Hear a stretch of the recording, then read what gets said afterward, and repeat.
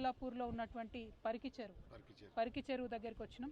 మరి యాక్చువల్గా అయితే ఇది మొత్తం టోటల్ జిహెచ్ఎంసీ ఏరియాలో అట్లీస్ట్ మేడ్చల్ మల్కాజ్గిరి జిల్లాలో రెండవ అతిపెద్ద చెరువు అని చెప్తా ఉన్నారు. 62 ఎకరాల చెరువు ఇది. కానీ ఇక్కడ తీరా చూసినట్టయితే మొత్తం తిప్పి కొడితే 15-16 ఎకరాలు మిగిలినట్టు కనపడుతుంది. మిగతా అంతా కూడా కబ్జాకు గురైపోయింది.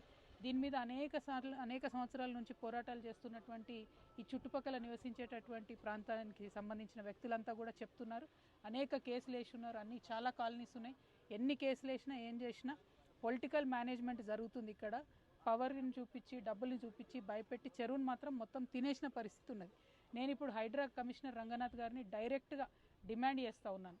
ఇదివరకు అయినాయి పోయినాయి ఏమైనాయో మాకు తెలియదు, కానీ ఇప్పుడున్నటువంటి చెరువులో ఒక్క ఇంచు కూడా పోకుండా మీరు కాపాడాలి.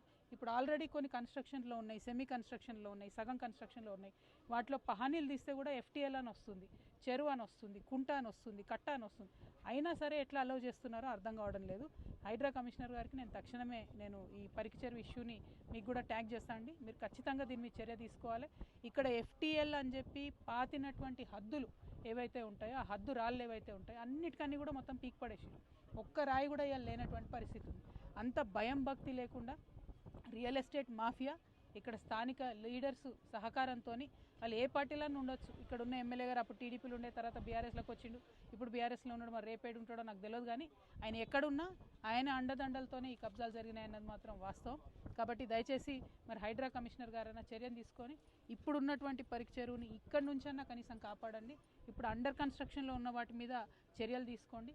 మీరు పేదవాళ్ళ ఇండ్లు కూలగొట్టడం కాదు, పెద్దవాళ్ళ ఇండ్లు కూడా కూలగొడతాం, పెద్దవాళ్ళని కూడా ఎదుర్కొంటాం అనే మెసేజ్ ప్రజలకు ఇవ్వాల్సినటువంటి అవసరం అయితే ఉన్నది.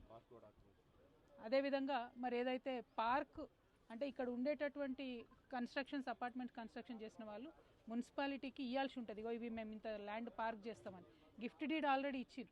ఆ గిఫ్ట్ డీడ్ రిజిస్టర్డ్ గిఫ్ట్ డీడ్ని కూడా వైలేట్ చేస్తూ మళ్ళీ అందులోకెళ్ళి సగం కబ్జా పెట్టి బిల్డింగ్లు కడుతున్నారు.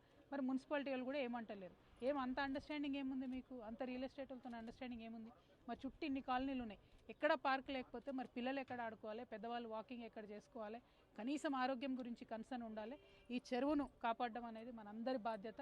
నేను ముందుంటాను దీన్ని కాపాడే విషయంలో.